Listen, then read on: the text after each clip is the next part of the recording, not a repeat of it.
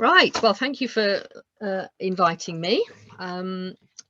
This, as you know, is going to be about the Away Through project, which is a project funded through a very generous grant from the National Lottery, and it's being administered by what's called the Westmorland Dales Landscape Partnership Scheme, which have an office up in T-Bay. And the project is essentially being led by both the Friends of the Lake District and the Yorkshire Dales National Park Authority. I'll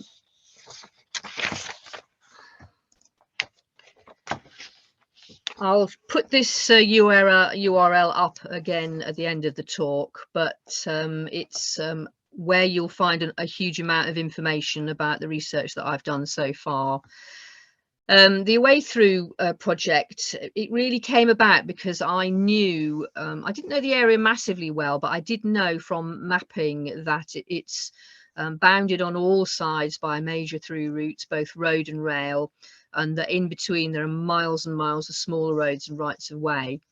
And that as an archaeologist, I also knew that those routes would have been used for thousands of years, some of them, and that the people and the animals that used them would have left their mark on that landscape, and also on the people that lived in that landscape they passed through. So I devised this project as one that aimed to research and then share the history of these routes and the stories of the people who lived beside or travelled along them. And as I say on the blog, if you go there, you'll see that I've researched a really enormous historical range of topics from the Neolithic right the way through to the modern day, the M6.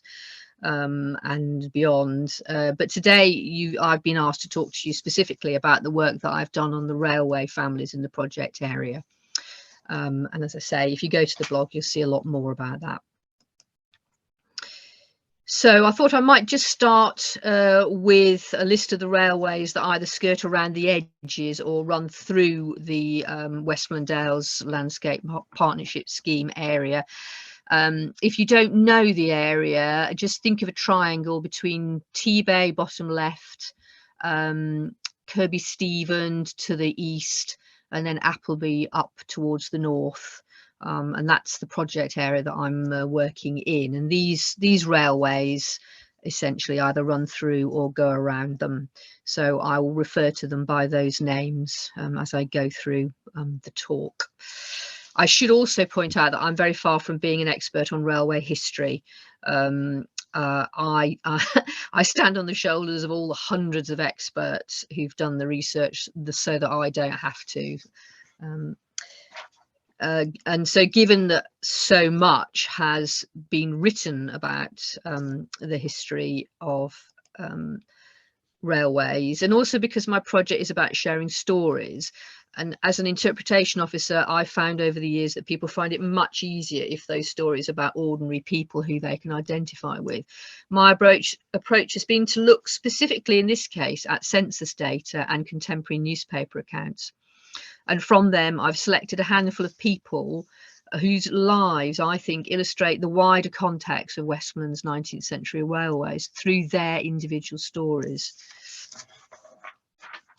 So by the end of the 19th century, the Westmorland Dales was actually entirely encircled by railway lines, and their presence clearly completely transformed the lives of the people who lived in the area. But they came, and it's important to know this, they came as part of a continuous process of transportation improvement in the 19th century and earlier. And this is pretty obvious to see once you start looking at newspapers and census data. From turnpike roads in the sort of late 18th century to the Lancaster Canal, which ended up at Kendal, to the railways. And there were, of course, objections raised, and you find these in the newspapers, to those who feared the disruption or objected to the loss of natural beauty. But the loudest voices were those who saw the economic benefits. And one man and his family perfectly illustrate this continual drive to improve transportation in the area. And his name was Robert Calver. If you can see my mouse pointing at the screen there, can you see his name, Robert Calver, to the top there? This I first came across him aged 42 in the 1851 census, and you're looking at that page. This is the 1851 census for Shap. If you look at the top there, you can see Shap, the township of Shap. And he is living at Townhead House with his wife Rebecca and their 2 children, which, if you know Shap, is on the east side of the main street in Shap, not far from the King's Arms Hotel. The building is still standing, although it has a different name now. And Robert is listed, if you look on the right hand side of the census, he's listed as having been born in Cockerham in Lancashire, which is a village close to Lancaster, but just a bit south of Lancaster, and 70 miles south of Shap, so quite a long way away. And you can see that he is working in 1851 in Shap as a railway policeman. And I presume that that is on the Lancaster and Carlisle Railway, which opened in 1846 and which obviously still runs the main line that runs past Shap. So the arrival of hordes of railway construction workers, reading in the newspapers, struck terror into the hearts of genteel Victorian locals. And by 1838, a government act had been passed requiring railway companies to provide their own police force to control the thieving and brawling, which seemed to be a feature of navvy life. And there are some very colourful accounts of various incidents in the Westmorland Gazette. By 1851, however, the navvies who built the Lancaster and Carlisle line had moved on. So at that point in time, Robert must have been employed as one of the forerunners of the British Transport Police. And apparently his duties would have been to maintain law and order on the railways, but also to regulate the movement of trains. Now, this must have been an important and presumably well-paid job for Robert, I'm assuming. So I was quite curious about the career path which brought him to this point. So I followed him back to the census of 1841 and to the village of Farleton in Westmorland. I don't know whether people know that. It's located at the junction of the A65 and the M6, just south of that, very close to the modern auction mart that's there, the Kendal Auction Mart. And so I followed him back to Farleton in 1841, and where his children were born, and he and his wife were living in something called Packet House, which seemed an odd name, and he's listed as a horsekeeper. And a little research led me to realise that he must have been employed by the Lancaster Canal Company to care for the horses which pulled their remarkable fast packet boat service between Lancaster and Kendal, carrying passengers in comfort aboard specially adapted canal boats. And Farleton was one of the stopping points along the route where horses were swapped over, so he must have been looking after these horses.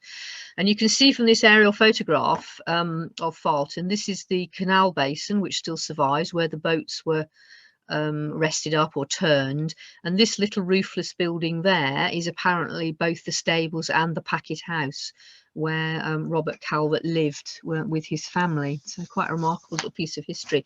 Notice also that you've got here the Turnpike Road, the 18th century Turnpike Road, and there is a coaching inn a bit further to the south, and obviously here this is the M6.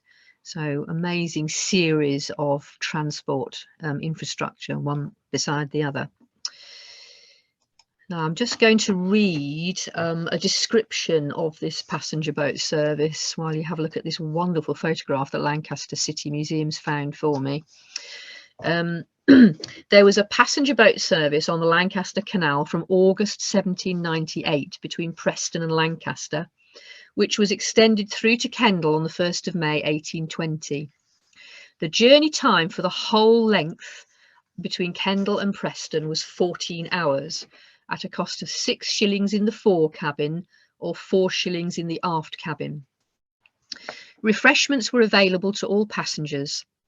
To try to combat the threat to the boat services from the railways, which were starting up, a new fast passenger service using these swift packet boats was introduced. There were 4 vessels used on this service, which commenced in 1833. The first was the Water Witch, an iron-hulled craft of a long, narrow, sleek design with a length of 76 feet and a beam of 6 feet. She could carry 120 passengers and cut the journey time between Preston and Kendal to 10 hours. These boats were pulled by 2 horses, which were changed every 4 or 5 miles at stable points along the route. And as we see, Falton is one of those stable points. The second horse was ridden by a boy postilion who would sound his horn to warn other vessels of their approach. I think this is a later version of Waterwitch. This is number 2, and that was built in 1839. And it's actually been converted into an inspection boat, so it's lost, I think, some of its cabin. Where that gentleman's standing, I think there would have been more cabin. Now, the Lancaster and Preston Railway was opened in 1840, running up this valley, but would very quickly experience financial trouble, whereupon the ever-enterprising Brian Paget Gregson, who was the Canal Company engineer and manager, contrary to events elsewhere, he actually arranged a takeover by the canal, very unusual, and at the same time he discontinued the passenger boat service. And it turned out to be very profitable. He immediately increased the rail fares, and he removed all the third-class seats, so everybody had to stand, so he could fit more people on. However, when the Lancaster and Carlisle Railway was opened in 1846, that company was empowered to run its trains independently through to Preston on the same lines, with a complete lack of cooperation between the 2 companies and no effective signalling. Inevitably, there was an accident. And in 1848, a southbound Lancaster and Carlisle Express ran into the back of a Lancaster and Preston stopping train standing in Bayhorse Station. The Board of Trade then intervened and ordered the 2 companies to put their houses in order, resulting in an agreement that the railway should carry passengers and small merchandise, and the canal coal, minerals and heavy goods. And soon both those railways were actually absorbed into the much larger London and North Western Railway, to which in 1864 the canal sold the north end of its waterway, and at the same time selling the south end to the Leeds and Liverpool Canal Company. So very, very fast moving, enterprising period of time. I just like this little advert in the Westmorland Gazette. I'm sorry it's a bit blurry, just actually advertising the times and the places from 1837. I think that's a bit of a fanciful picture, but anyway, it's quite pretty. Okay, so what happened to Robert Calvert then? So the Lancaster and Carlisle Railway opened in 1846, and that actually passed within 4 miles of Falton. And so as we see, that accident, funnily enough, at Bayhorse Station, which is very close to Cochrane, where he was born, it hastened the end of the swift packet boat service. So Robert was presumably out of a job and had to look for a new career.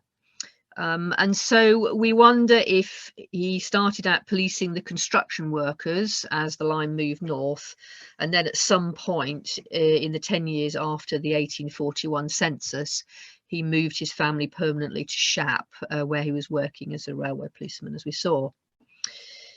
By 1861, 10 years later, Robert has actually given up his work as a railway policeman, and he's now working as a railway pointsman. And he and his family had moved out of Shap and up to the railway cottages at Shap Summit, next to the granite works up there that you probably noticed from the M6 motorway. So there would have been plenty of work up there in all weathers, shifting the point handles, making sure goods and passenger trains were running on the right lines. This isn't a photograph of him, but I do hope he actually had some shelter up there, because it's pretty remote, and in the wintertime it's not a pleasant place to be. So there we go. At the same time, Robert's son William was working as an agricultural labourer. But 10 years after that, in 1871, I found him working as a gardener, and he and his parents were living at some Springfield Lodge in Lancaster. Now, I don't know whether you can see on this map here. I'm assuming that by Springfield Lodge, they mean either that lodge there or the lodge there. There's Springfield Hall itself, and presumably he is a gardener working for the people that own Springfield Hall. But you will also notice that here we have the goods yards, I think they are, of the Lancaster railway. So Robert, we see in the census, is still working as a pointsman, but in slightly less rugged circumstances, presumably light work, as he comes to the end of his railway career, and he disappears from the later censuses. So I assume he must have died sometime after 1871. The navvies that Robert may have been employed to police at the start of his new railway career are much, much harder to trace in the censuses. They appear fleetingly in navvy camps in the census, or as lodgers in nearby villages, or even some are recorded as living in barns in the area. And locals obviously trying to help the census clerks, having difficulty in even remembering their names. Some are just recorded as an Irish man. Where these men came from and where they went to afterwards, it's almost impossible to trace, and I have tried. Apparently they often used false names when they started new jobs in order to avoid repercussions from past misdemeanors. So much so that contractors appealed to them to at least keep a record of their family name about their person, so that in the event of a fatal accident, relatives could be contacted. So I drew a bit of a blank trying to follow their stories. But skilled tradesmen are different. The people that were involved in the railway construction with a trade, they're easier to trace. And one such, this is our next family, was Thomas Worrell, a stonemason, who I first came across living in Crosby Garret in Westmorland in the 1861 census.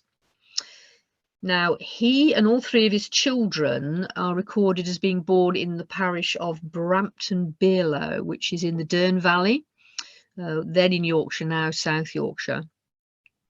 And so with that information, I tracked him back to his birthplace. Turns out it was actually a little hamlet called Melton Green within Brampton Parish, just south of a village called West Melton. And there seemed to be a lot of Worrells there in the 1841 census. Now, this is coal mining country, as I'm sure many of you know, and West Melton isn't far from the sites of the large collieries of Watholm, Dearne and Manvers. And Thomas Worrell, the chap that we're tracing, he's recorded in the 1841 census aged 25 at Melton Green, no occupation given. So I presume he's unemployed while living at his mother and father's house along with his wife and child. His dad, George, who was born in 1786, was also born there, and his occupation is given as a stonemason. So it seems the trade was passed down from father to son. We don't know where George or was working, but it may have been at one of these collieries lining mine shafts or doing other underground masonry work, for instance. I'm not a great expert on the subject, but that's what I believe that he was up to. Now, Thomas, he had been in Derbyshire for a while, where I think one of his children was born, but seems like the work dried up and he came back. But by the 1851 census, he has found work, and he's actually moved his family more than 100 miles away to Bardsey near Ulverston, where he's employed as a stonemason in the census. Now, Bardsey is a tiny village on the west shore of Morecambe Bay, but knowing where he ends up in later on, it seems very likely that he'd moved all that way to take up work on the construction of the Ulverston and Lancaster Railway, including building the famous Six Arches Bridge in 1854, which carried the line across the Ulverston Canal. Now, you'll be able to correct me if I'm wrong, but having a look on Google Street View, I think this is that bridge. You'll maybe be able to tell me I'm wrong, but I love traveling around the country on Google Street View to find these things. It's a very interesting experience. So I think that's the Six Arches Bridges that he was working on. So having landed that job, I think he then follows the railway jobs, and he then moves 50 miles away across country to Crosby Garret. So that's where I originally found him in 1861. And so he's living in the village. He's obviously managed to rent a property in the centre of the village somewhere. And he's got his wife, his older daughter, who's by this time a dressmaker. and 2 sons, Thomas Robert, who's 18, who is a mason, son George, who's 16, who is also a mason. And they also have 3 male lodgers, another mason and 2 railway labourers from Scotland, Lancashire and Worcestershire respectively. Now, I'm sure you know Smardale Gill Viaduct on the South Durham and Lancashire Union Railway. This is a lovely photograph of it. And that was built in 1860-61. So I think it's safe to assume that Thomas, his 2 sons and one of his lodgers were in Crosby Garrett specifically to help build that viaduct and any other stone masonry work required on that section of the railway. Now, sadly, we lose Thomas some time after that date and before the next census, which I suppose is not surprising. It's a tough job, stone masonry, and he would have been 60 in 1871, so he must have died sometime in his late 50s. His widow, Mary, goes back to the Dearne Valley, and she ends up living with her daughter and her husband, Henry Ramsden, who's a miner. His 2 sons both continue in the stone masonry trade, but not in railway construction. I think that time is almost over. And the family connections draw them back to West Melton and the heavy industries of the Dearne Valley. So I think they must have offered steady work to these 2 boys rather than the short-term railway contracts that their father had chased across the north of England. Now, as well as providing jobs during their construction phase, and then obviously while they were operational, these new railways in Westmorland provided an important investment opportunity for the county's middle class. And one such was a woman called Elizabeth Morland of Wensleydale, Dale, who I came across in the 1861 census for that village it is now. And she is listed as being a railway proprietor. She was 74, unmarried, and living alone with her 63-year-old domestic servant, Ruth Metcalfe. And members of the Wensleydale Parish History Group have done more research into her for me. And it turns out she was living at Town End Cottage, which is this, where's my mouse? This whitewashed cottage here in Wensleydale. And it had been bought for her by her brother, Anthony Morland, a yeoman of Stoop Hill Gate, which is a farm just outside Wensleydale. And he bought it at auction for £220 in 1854. Now, earning an income as a railway proprietor meant that Elizabeth had invested her capital in railway shares. And it's most likely that some or all of them would have been in the South Durham and Lancashire Union Railway Company, since that line passed close to Wensleydale, and it had actually just opened in 1861 with Wensleydale Station built in nearby New Biggin, a little village nearby. And this extract that I put on the screen up here is from the Westmorland Gazette, and it describes the large number of local investors there were. You can see it makes quite a deal that the number of shareholders who may be considered as having a local interest is 183, and they've invested a huge amount of capital for that time, whereas other parties just 28, and they just supplied just over £20,000 worth. So I just averaged that out, and hopefully my maths is correct. It looks like each of these local investors, or investors with a local interest, as it says, they would have invested around £1,500 each as an average. Obviously, it would have been more or less for some people. A lot of money. So Elizabeth clearly had got some capital behind her, and those shares would have essentially been a pension for her in her old age.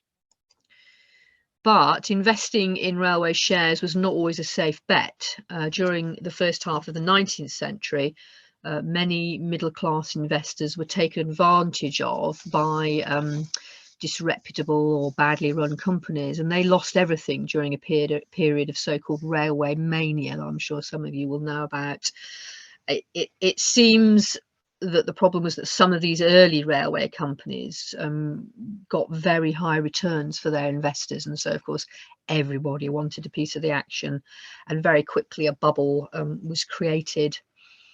And a gentleman called George Landell, who creates this Victorian web website. I've got the URL down here. He writes that successive panics were in part due to the government's failure to regulate the companies, and in fact this railway mania apparently very nearly destroyed the national economy, which is a part of history that I knew nothing about, I have to say. And this cartoon from Punch that he uses on his website shows investors just chucking, not railway, no, they're directors of railway boards, not investors. They're chucking money away that they're taking from blindfolded John Bull, who represents the country, and people like Elizabeth Morland. While at the same time a steam train is hurtling towards them called Inquiry, which is the government presumably realizing that something is going wrong. So a very interesting period of history that I knew nothing about. Luckily for Elizabeth, the South Durham and Lancashire Union Railway Company, formed in 1856, it seems to have been pretty well regulated and profitable, built mainly to carry coal and steel between centres of industry on the east coast and on the west. And by the end of the 19th century, up to 20 trains a day, mostly carrying minerals, operated along that line.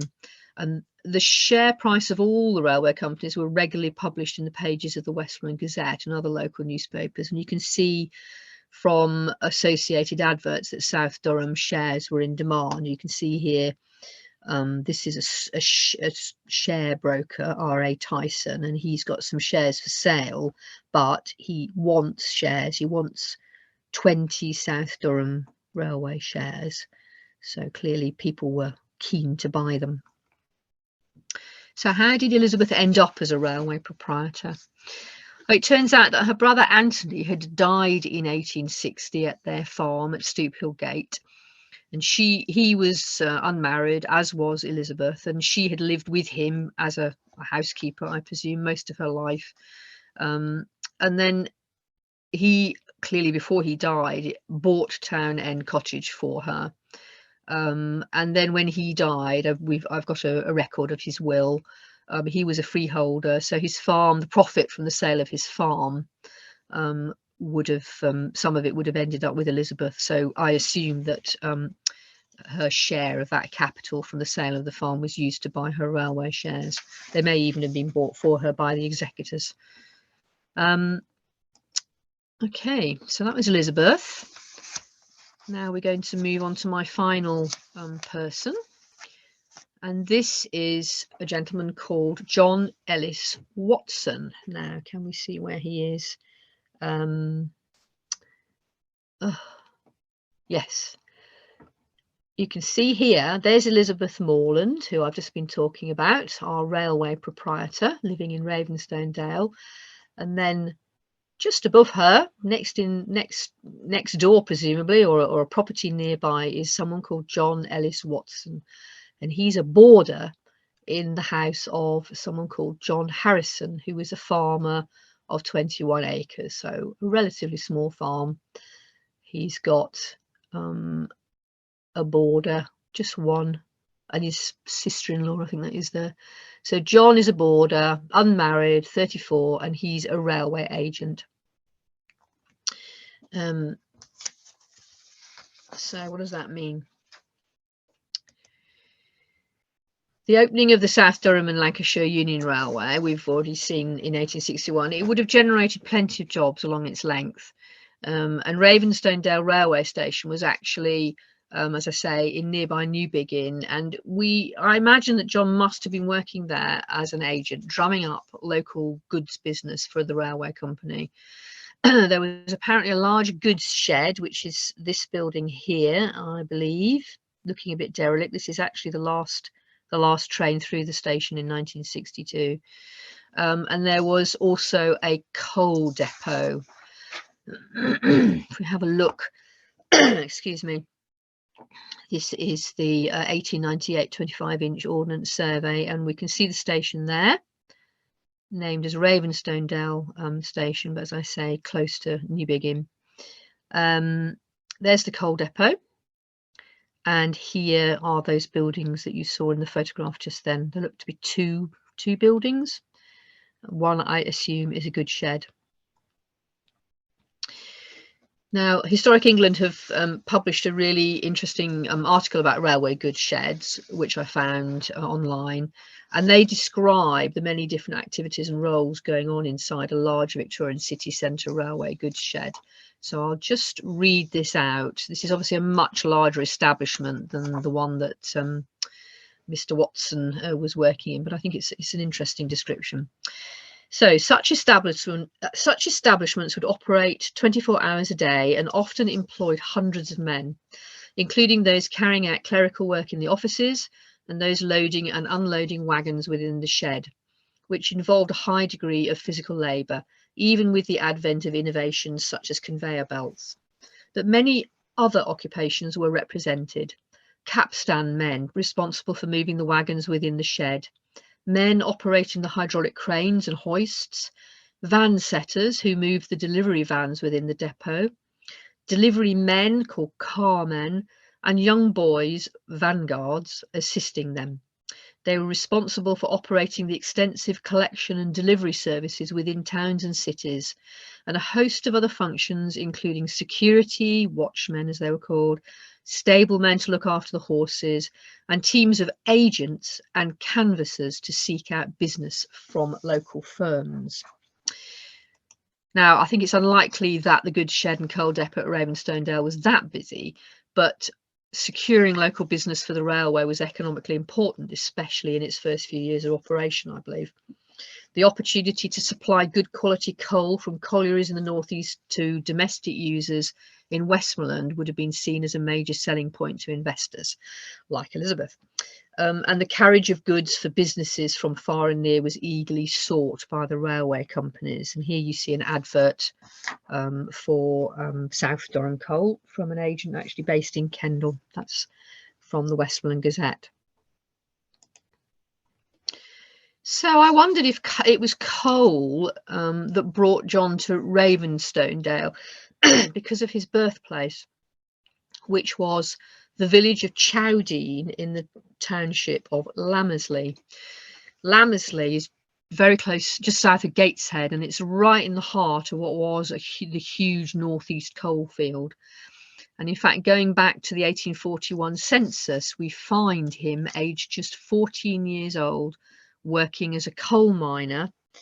Here we go. This is the family here. Okay. And there's our John. His dad is also called John. He is working alongside his 40-year-old father, John. He's aged 14, and his three brothers, Matthew, 15, James, 12, and Thomas, 11, who are all also down as coal miners. So this is a bit of an interesting little rabbit hole to follow. The employment of children underground in coal mines, as I'm sure we all learnt at school, considered one of the cruelest aspects of the industrialisation of Britain, Victorian Britain. And contemporary accounts and images have fueled our horror at the thought of children being forced to labour in the dark and the wet and narrow shafts of 19th century coal mines. Now, as a member of a large coal mining family, John was probably in a much better position than some. Fathers apparently took sons down to work in coal mines as soon as they were physically capable. They worked as a family unit and contributed considerably to family finances. Age 14, John was probably working as a putter. I think that's how you pronounce it. And he was hauling wagons of coal, or pushing them, as you can see in this illustration, which his father and older siblings had hand-hewn from the coalface. And this was a job often held up as particularly brutal, dragging or pushing these heavy loads along narrow, dark tunnels for hours on end. and his younger brothers may have operated ventilation doors, which you can see in this illustration, a small child crouched here by the door, letting the wagon through. Opening these ventilation doors is a really important job because it ensured that explosive gases didn't build up to dangerous levels. Now, luckily for John, the coal seams of the collieries he was working in were much taller than those of Lancashire and the West Yorkshire coalfields, which were the ones that are probably illustrated here in this picture. And apparently, I mean, I've got a contemporary account here of someone visiting a mine in Durham stating that no seam below 2.5 to 3 feet would actually pay for working in this or the next county, Northumberland.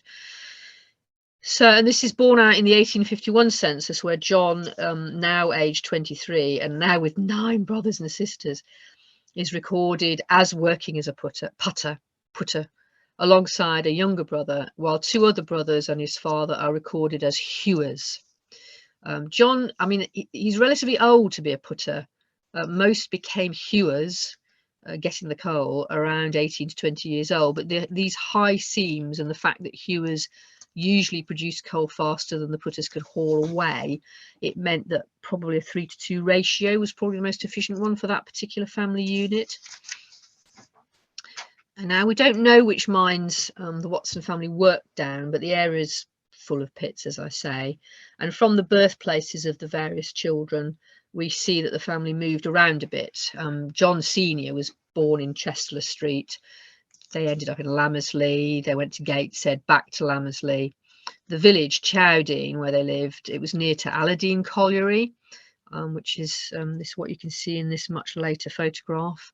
Also known as Ravensworth Shop Colliery, and this seems to be part of the larger Team Colliery, opened in 1726, with the Team Colliery or Betty Pit nearby, both linked by the Team Colliery Wagonway, which ended up at the huge Norwood Coke Works on the outskirts of Gateshead. So I'll never know how John came across the opportunity to step away from his family's coal mining life, but it's not, I don't think it's too much of a stretch of the imagination to think of him in Wensleydale Dale, extolling the virtues of the coal that his family was still helping to extract in faraway Lammersley. The rest of the family continued as coal miners in Lammersley after he left for Westmorland. Both his dad, aged 60, and 2 sons appear in the 1871 census. And I think it's after that John Senior probably dies, and later censuses show that the family members dispersed to other colliery villages to set up their own households. John Ellis Watson is no longer in Wensleydale Dale when the 1871 census takes place, and I think, but I'm not sure, that he ended up in Goole and died there in 1868, aged just 41. Goole at the time was a major coal port linked by railways in line, but I can't actually prove that. So that's a selection of some of the railway families that I have been researching, and they're fascinating backstories and where they end up. The one that I've not actually talked about, which is the most extensively researched one that I've done, is the Ratcliffes of Tebay, and they formed an incredible railway dynasty with 4 generations of railway workers, starting with basically plate layers walking the lines, through teenagers working in Tebay cleaning engines, and then ending up with engine drivers, the elite job in the railway industry, scattered all over the industrial areas of the north of England. So if you want to follow up their story, then I've mentioned it before, check out the blog, and you'll also find a whole lot more stuff about people moving through the landscapes of the Westmorland Dales.